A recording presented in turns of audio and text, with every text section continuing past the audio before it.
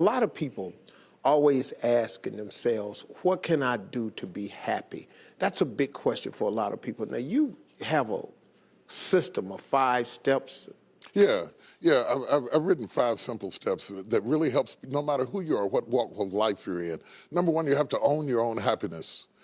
Take it away from other people demanding that they make you happy. Your kids are not going to make you happy. Your spouse is not going to make you happy. A big house is not going to make you happy. Own your own happiness and be responsible for doing those things that bring joy into your own heart, independently of life and people and money and all of that stuff. Right. It doesn't necessarily give you a happiness. You have to take responsibility of that peace and that joy that lives inside of your heart and not inside of your stuff. Wow. Am I right? Yeah. And the second thing that I think people need to do is challenge their own story, because people torment themselves by how they see their life. They've told themselves a story as if it were the truth when it is really a perspective truth. And sometimes you've narrated a story that you beat yourself to death with. Challenge your own story. Change the way you talk to yourself about who you are and what happened to you and what you're going to do in your life. You wrote the script. Change the story. Change the dialogue. You can, am I right? You know? Yeah.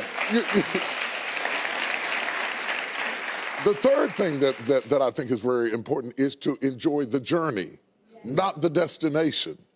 A lot of us delay our happiness. When I get to this level, when I get my degree, when I get the kids, when I get married, I'm going to be happy. Enjoy the journey. Enjoy the whole step, the whole process. Every day that you get up to strive for whatever it is you're after. You know, I'm a goal-oriented guy. Yeah, absolutely. But you don't celebrate when you get to the finish line. Celebrate all along the way. Celebrate all along the way. Yeah, man.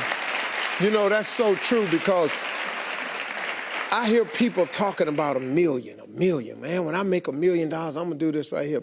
Well, look, if you've been making $25,000 a year, and all of a sudden you're making $100,000 a year, I got news for you, man.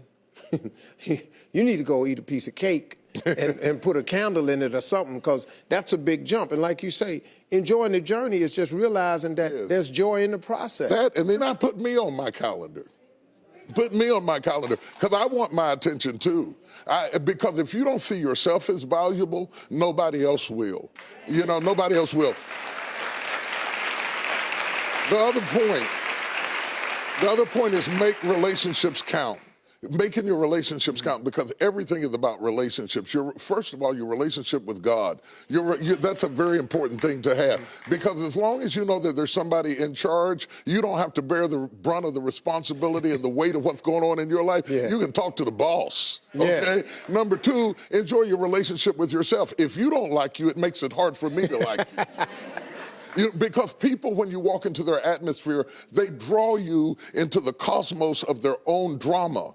And if they're full of drama without you, when you come in, you become caught up in the cyclone of their drama. Yeah. Enjoy your relationship with yourself. And then anybody else who comes in, they enter into a party you already started. You understand? Yeah. And then the relationship with your kids, the relationship with your spouse, the relationship with your friends, taking time to enjoy the relationships, because there is no fruit. Nature teaches us that there is no fruit without relationships. You cannot be fruitful by yourself in business, in home, in life, in church. I don't care what it is. You are no more than the relationships you surround yourself with, and make sure that those are good ones. The 5th thing, Yeah. No, go ahead. I'm loving it, man. Is this good? Yeah, this is really good. The 5th thing that I really ascribe to is balance work with play.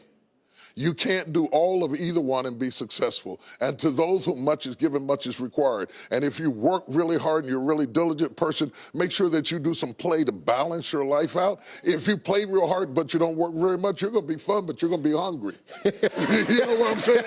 You got to balance work with play. You have to balance that with your children. If you're always a disciplinarian, your daddy going to get you when you get home. I don't want to always be the police in the house. Yeah. I want to be the fun guy sometimes. Balancing work with play calls this not only for you to be holistic, but for people to get a better perspective of who you are. I get on my Instagram and I put crazy stuff. My kids die.